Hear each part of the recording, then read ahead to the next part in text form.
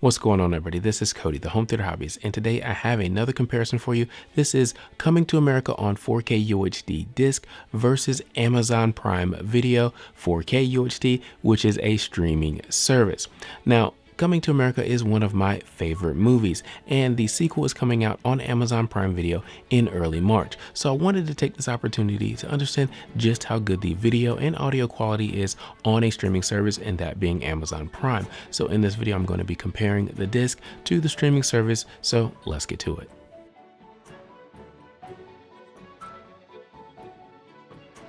So as I said in the intro, Coming to America is a movie that I really enjoy. I think it is hilarious, and I'm really looking forward to the sequel. I mean, honestly, I like it so much that I even bought this McDowell's t-shirt that, it's just kind of fun to wear if you know about this movie. And if you haven't seen it, you should definitely take the opportunity to watch it. It is free right now on Amazon Prime, so if you have Amazon Prime, definitely check it out. Let's talk about this disc a little bit. This is the Steelbook version, and it comes with just a 4K UHD disc. It also comes with a cool sexual chocolate poster that I like as well. But it comes with a 4K UHD disc, and it has a Dolby Vision encode for the HDR format, and the audio is a 5.1 lossless DTS HD master audio track. Now, some of you may be asking, why doesn't it come with a 3D audio format like DTS:X or Dolby Atmos or something like that? And honestly, I don't know. Do I think it needs it? Not really. But it doesn't come with it, so I can only, judge what is actually on the disc. Now, as far as the Amazon streaming service is concerned, again, you get a 4K UHD movie with HDR support and a 5.1 mix. Now, they're really vague on that, and I was wondering why, and I think I found out through a little bit of testing why they're a little bit vague. And so let's go ahead and let's talk about the hardware that I use for testing. Okay, so to test this out, I use my 2018 TCL 6 series. It is a 4K UHD TV with HDR10 and Dolby Vision support. To test the disc out, I use my Panasonic UB820 4K UHD disc that also has HDR10 and Dolby Vision. To test out the audio, I use my Denon AVR-X 4400H as the sound processor and my Klipsch speakers. To test the streaming video performance, I tried the Amazon Prime app on 3 different devices, including the Panasonic Blu-ray player, the TCL 6 series, which has Roku built in, and also the Amazon Fire TV Stick 4K. And the results were actually pretty interesting. Basically, I ended up comparing the disc to the Amazon Fire TV Stick 4K because it is as close as I could get to an apples to apples comparison. The Amazon Fire TV Stick 4K actually outputs the video format in Dolby Vision, whereas both the apps on both the TCL and Panasonic were only outputting it in HDR10. I did update those apps, and again, I still got HDR10. Now, why that is, I don't know. I don't know if on the back end they haven't updated something, or if it's processing related or whatever. But again, I noticed that it was a little bit better on the Amazon Fire TV Stick. So I recommend that if you want this in the highest quality streaming you can get, you either pick up an Amazon Fire TV Stick, or actually what you should do is you should hit the info button on your remote and see what you're getting from your TV. Maybe you're already getting Dolby Vision.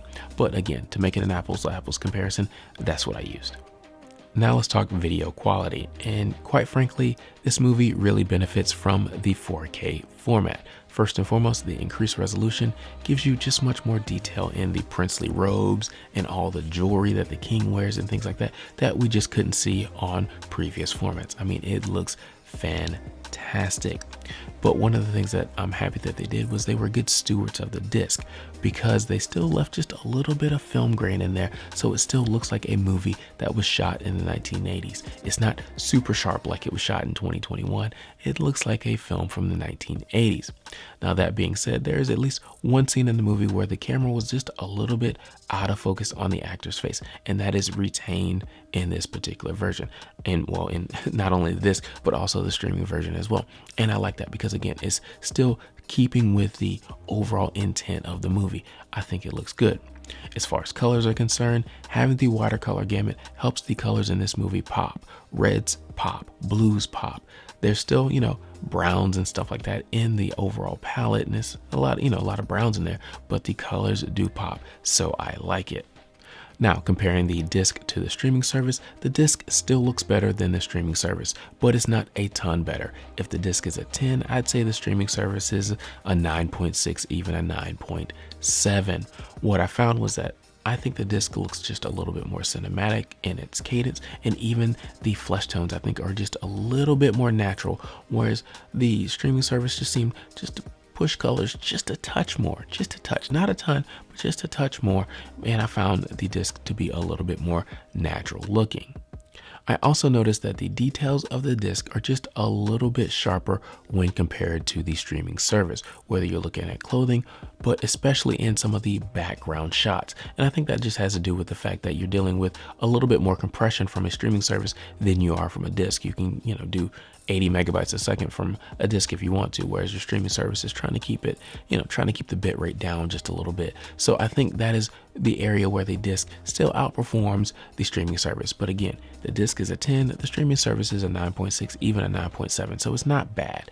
Now let's talk about the audio portion. Like I said earlier, they both are 5.1 mixes. The disc is a lossless 5.1, whereas the streaming version is Dolby Digital Plus. So it's a little bit lossy, but it does sound good.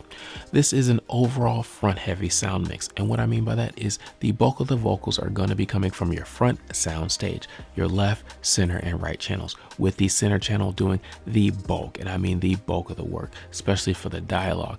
And I'm happy to report that both versions, the disc and the streaming version, really lock those vocals into the center like you want them to be. Now, I will say the streaming version on the TCL app and on my Panasonic Blu-ray player did let those vocals bleed a little bit into the left and right channels, but when watching on the Amazon Fire TV stick, the vocals were locked into the center, and then the left and right channels would come alive with music and things like that, as with the side surrounds. So those would come alive when needed, but otherwise everything was locked into the center and it did sound good. Now, one thing I did notice when comparing the disc to the streaming version is the disc is somewhere around 3 to 4 dB louder than the streaming version.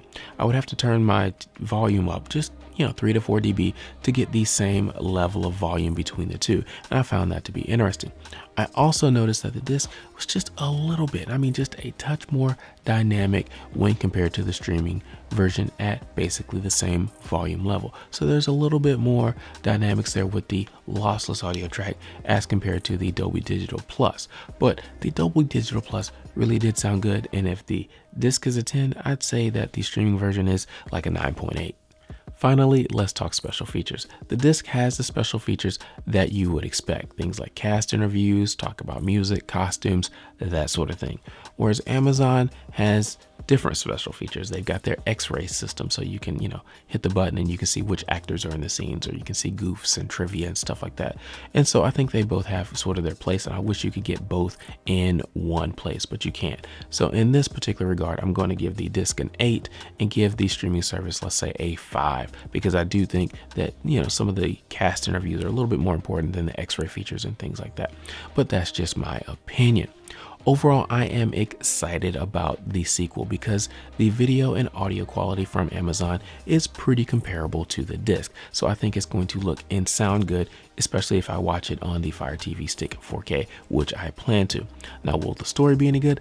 I don't know. I'll just have to wait and see.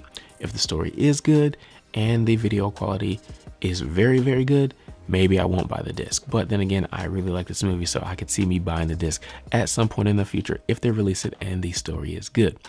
If you want to purchase Coming to America or an Amazon Fire TV Stick or anything like that, use those links in the description below. If you like this video, hit that like button. Also, drop me a comment in the comment section below if you enjoyed this movie or you enjoyed this video. Thank you guys for watching. Please like, subscribe, and comment. We'll talk to you next time.